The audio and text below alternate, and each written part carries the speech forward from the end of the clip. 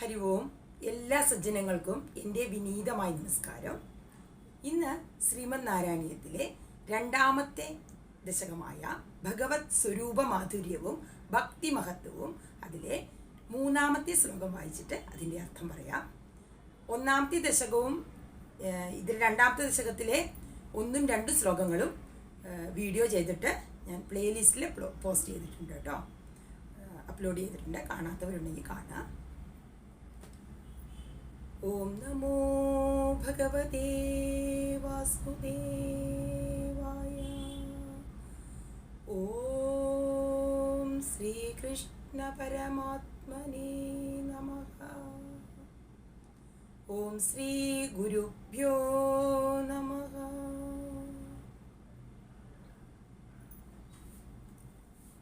യത്രൈലോക്യമഹീയസോഭിമഹിതം സമ്മോഹനം മോഹനാത് കാന്തം കാന്തിനിദാനതോപി മധുരം മാധുര്യദുര്യാതപി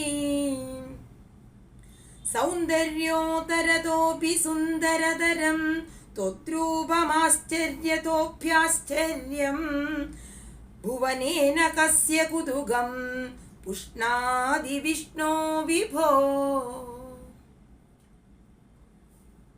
അപ്പോൾ ആദ്യത്തെ 2 ശ്ലോകത്തിൽ നമ്മൾ ഭഗവാന്റെ കിരീടം തൊട്ടിട്ട് പാദം വരെയുള്ള ഭാഗങ്ങളെയാണ് വർണ്ണിച്ചത്. ഈ ശ്ലോകത്തിൽ ഭഗവത് സ്വരൂപത്തിൻ്റെ മഹിമയെക്കുറിച്ചിട്ടും അതിൻ്റെ സൗന്ദര്യത്തെക്കുറിച്ചിട്ടും കാന്തിയെക്കുറിച്ചിട്ടും ഒക്കെയാണ് നമ്മൾ ഓരോന്നോരോന്നായിട്ട് വർണ്ണിക്കുന്നത്. നമുക്ക് നോക്കാം. യത്രൈലോക്യമഹീയ സോഭിമഹിതം, അത് പദം പിരിക്കുമ്പോൾ യത് പ്ലസ് ത്രൈലോക്യമഹീയസഹ പ്ലസ് അപി, അങ്ങനെ പദം പിരിക്കുക. യത് ഏതൊന്നാണോ ആ സ്വരൂപം. ത്രൈലോക്യം പറഞ്ഞാൽ 3 ലോകങ്ങൾ, മുകളിലത്തെ ലോകം, മധ്യത്തിലുള്ള ഭൂമി, മധ്യഭാഗത്തുള്ള ഭൂമി, പിന്നെ താഴെയുള്ള പാതാളം, അങ്ങനെ ഉള്ള 3 ലോകങ്ങൾ. ത്രൈലോക്യമഹീയ സോഭിമഹിതം എന്ന് പറഞ്ഞാൽ ആ 3 ലോകങ്ങളിലും മഹിമയുള്ള എന്തൊക്കെ വസ്തുക്കളുണ്ടോ അതിനേക്കാളും മഹിതം, ഏറ്റവും മഹിമയുള്ളത്, അങ്ങേയറ്റത്തെ മഹിമയുള്ളത് ഏതാണോ അതാണ് ആ സ്വരൂപം, അതാണ് ഭഗവത് സ്വരൂപം എന്ന് പറയാണ് പറ്റത്തവര്. പിന്നെ സമ്മോഹനം മോഹനാത്, മോഹനാത് സമ്മോഹനം. ഈ ലോകത്തിലൊക്കെ മോഹിപ്പിക്കുന്ന വസ്തുക്കൾ ഏതൊക്കെയുണ്ടോ അതിനേക്കാൾ നല്ലവണ്ണം മോഹിപ്പിക്കപ്പെടുന്നത്, അങ്ങേയറ്റം മോഹിക്കപ്പെടുന്നത് അതാണ് അസ്വരൂപം. പിന്നെ കാന്തം കാന്തി നിദാനതോപി മധുരം മാധുര്യദുര്യാതപി. കാന്തി നിദാനം എന്ന് പറഞ്ഞാൽ ആ ശോഭയുള്ള ആ ഇരിപ്പിടം. കാന്തി നിദാനതോപി മധുരം, ആ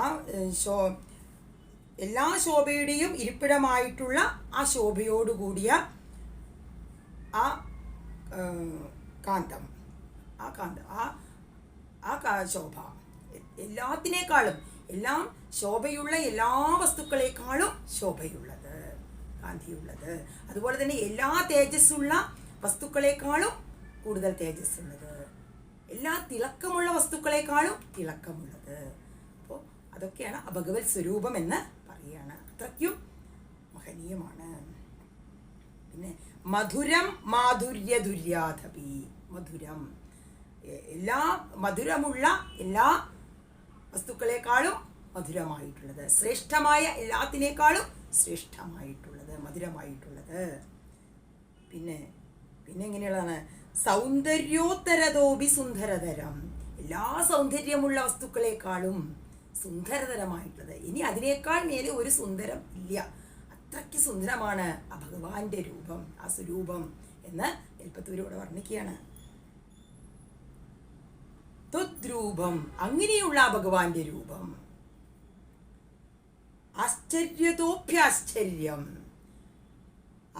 ആശ്ചര്യതഃ പ്ലസ് അഭി പ്ലസ് ആശ്ചര്യം, അത്ഭുതമുണ്ടാക്കുന്ന എല്ലാ വസ്തുക്കളെക്കാളും അത്ഭുതമായിട്ടുള്ളത്. അങ്ങനെയുള്ളതാണ് ആ ഭഗവാന്റെ രൂപം എന്ന് ഇവിടെ വർണ്ണിക്കുകയാണ്. ഭുവനേ ന കസ്യ കുതുകം പുഷ്ണാതി വിഷ്ണു. ഭുവനേ ഈ ലോകത്തില്, പുഷ്ണാതി ന കസ്യ കുതുകം എന്ന് പറഞ്ഞാല് ഈ ലോകത്തില് എങ്ങനെയാണ് അതിനോട് കൗതുകം ഇല്ലാതിരിക്കുക? വർദ്ധിച്ച കൗതുകം തോന്നും അല്ലേ? ഇത്രയ്ക്കും ഇതായിട്ടുള്ള ഇതാണ് ഏറ്റവും മഹനീയമായിട്ടുള്ളതിനേക്കാളും ഏറ്റവും മഹിമയുള്ളത്. അതുപോലെ തന്നെ ഏറ്റവും മോഹിപ്പിക്കപ്പെടുന്ന വസ്തുക്കളെക്കാളും ഏറ്റവും മോഹിക്കപ്പെടുന്നത്. അതുപോലെ തന്നെ ഏറ്റവും ശോഭയുള്ളത് എന്താണോ അതിനേക്കാളും ശോഭിക്കപ്പെടുന്നത്. ഏറ്റവും തേജസ്സുള്ളത് എന്താണോ അതിനേക്കാളും തേജസ്സുള്ളത്. ഏറ്റവും തിളക്കമുള്ളത് എന്താണോ അതിനേക്കാളും തിളങ്ങുന്നത്. ഏറ്റവും സൗന്ദര്യമുള്ള ഏത് വസ്തുവാണോ അതിനേക്കാളും സൗന്ദര്യമുള്ളത്. അതുപോലെ തന്നെ എന്താണ് പിന്നെ മധുരമുള്ളത് എന്താണോ അതിനേക്കാളും മധുരമുള്ളത്. ശ്രേഷ്ഠം പിന്നെ അത്ഭുതപ്പെടുത്തുന്നത് എന്താണോ അത്ഭുതമുള്ള ഏത് വസ്തുവാണ് അതിനേക്കാളും അത്ഭുതമായിട്ടുള്ള. അങ്ങനെ അത്രയ്ക്കും അങ്ങനെയുള്ള ആ ഭഗവാന്റെ രൂപത്തെ എങ്ങനെയാണ് നമ്മൾ അല്ലേ അതിനെ അറിയാനുള്ള ആഗ്രഹം നമുക്കിങ്ങനെ കൂടി വരും. ആ ഭഗവാനെ കുറിച്ച് കൂടുതൽ അറിയുവാനും ആസ്വദിക്കുവാനും ആ ഭഗവാനെ പിന്നെയും കാണുവാനും ഒക്കെ നമുക്ക് അല്ലേ ആഗ്രഹം ഉണ്ടാവില്ലേ? അതാ പറയുന്നത് കൗതുകം. ഇങ്ങനെ ആർക്കാണ് ആ കൗതുകം ഇല്ലാതിരിക്കുക എന്ന് പറയുകയാണ്. വിഷ്ണു വിഭോ, ഭഗവാനെ വിളിക്കുകയാണ് അവിടെ. വിഭു എന്ന് പറഞ്ഞു കഴിഞ്ഞാൽ സർവവ്യാപിയായിരിക്കുന്ന ഈ പ്രപഞ്ചത്തിൽ മുഴുവൻ വ്യാപിച്ചിരിക്കുന്ന ആ സർവവ്യാപിയായിട്ടുള്ള ആ വിഷ്ണു വിഭോ വിഷ്ണു ആ ഭഗവാനെ ഇങ്ങനെ വിളിക്കുകയാണ്. ആർക്കാണ് ആ ഭഗവാനെ കുറിച്ച് കൂടുതൽ അറിയുവാനുള്ള ആ കൗതുകം ഇല്ലാതിരിക്കുക എന്ന് ഇവിടെ നിപ്പത്തൂര് ചോദിക്കുകയാണ്. നമുക്കൊക്കെ ആ ഭഗവാനെ കുറിച്ച് കൂടുതൽ അറിയണമെന്നും ആ ഭഗവാന്റെ ആ ആനന്ദത്തിൽ ഇങ്ങനെ എച്ചു ചേരണമെന്നും ആർക്കാണ് ആഗ്രഹം ഇല്ലാതിരിക്കുക?